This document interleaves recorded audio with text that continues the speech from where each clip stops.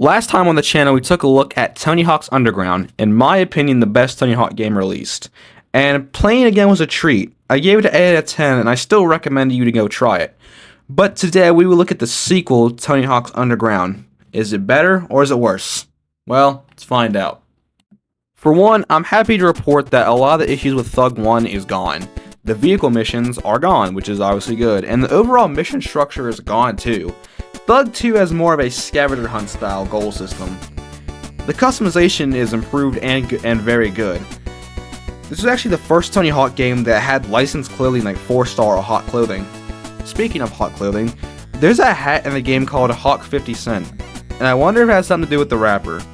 I actually tried looking this up and didn't find anything, of course. It also has licensed shoes instead of the typical pro shoe or whatever. And one thing new you'll notice about this game is its art style. It looks very animated with the character proportions, or maybe it's just me seeing that, I don't know. The customization doesn't stop there. We also have Create a Graphic.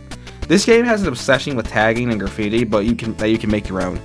It's actually well done. You can make really whatever you want if you have the skills to.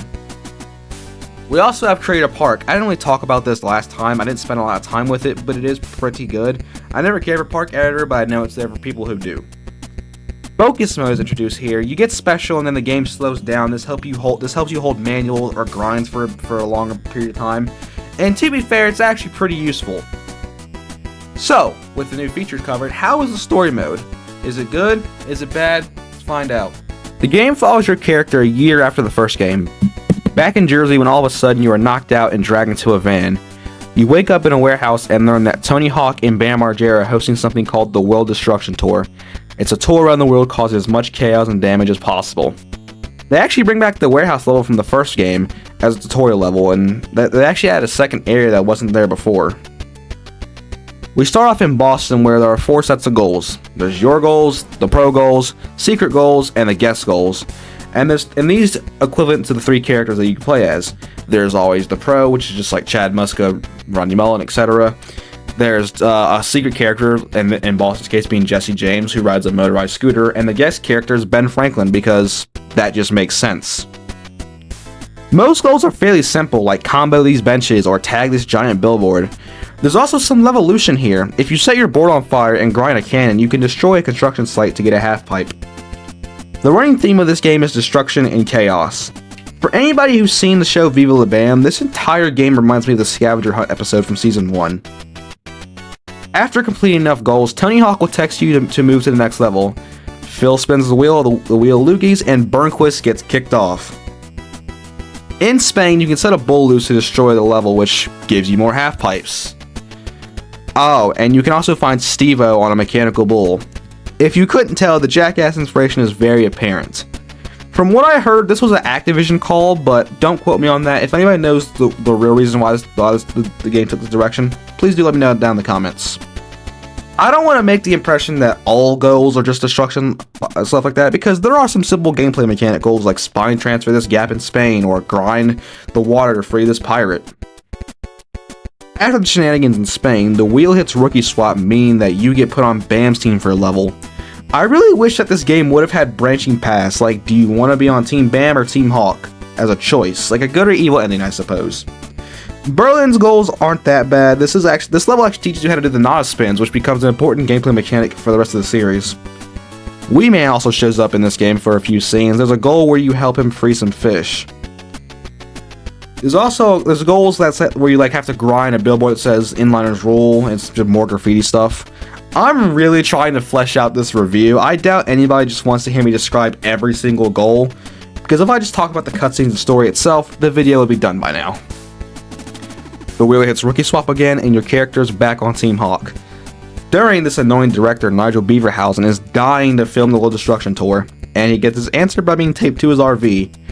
Next level is Australia, and the destruction continues when you Nada spin a hydrant that causes a crane worker to go nuts and destroy the entire level.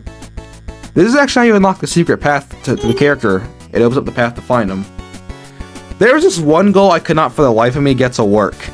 It's a 360 double heel flip down a stair set, but it just was not working. It is a goal assigned to the guest character, which is a shrimp vendor, so maybe only he can do it. I'm not sure. By the end of the Australia level, you get bombarded with mousetraps, only to find out Phil didn't add the points right, so your team didn't lose, it was your tie. Sparrow is pleading not to go home when a kid shows up asking for an autograph of the tour we are currently on. The team decides to have Sparrow and you face off to decide who is going home. Sparrow steals his clothes and you get the bright idea to piss off the locals and then wall ride his RV. Beaverhausen gets wrecked and Sparrow gets his. This is actually the last appearance of Eric Sparrow until Tony Hawk's Proving Ground, which eventually we'll get to down the road. Next up is New Orleans. Some of the goals here are pretty cool, like sticker slapping a riverboat or raising the dead and then saving the city. This is really when the Tony Hawk games started to get ridiculous with the goals and themes. Eventually, Beaverhausen shows up again, only this time they agree to let him film everything when he offers to pay for the entire trip. Bam's team is well in the lead when the wheel lands on the equalizer. They make it seem like it's some big huge stunt when in reality you just grab a helicopter, do an acid drop a few times. Muscle crashes the chopper, leading to him might be getting arrested. The last level is Skatopia, which is actually a real world skate park if you didn't know. The only real crazy thing that happens is you find Bigfoot and set off some fireworks. I'm not trying to make it seem like this game is lacking content or boring, because it's not. I did genuinely enjoy my time with the game, but it kind of ditched the real narrative aspect that Underground 1 had, in my opinion. If that makes sense. At the end of the level, Bam decides to blow up the entire thing because he's Bam Margera. You set the explosives and Bam challenges you to combo the entire level to win the competition. You do, and then Beaverhausen shows up expecting a tape of the World Destruction Tour, but instead it just fell on the toilet. You embarrass Beaverhausen one more time, and that's picture wrapped.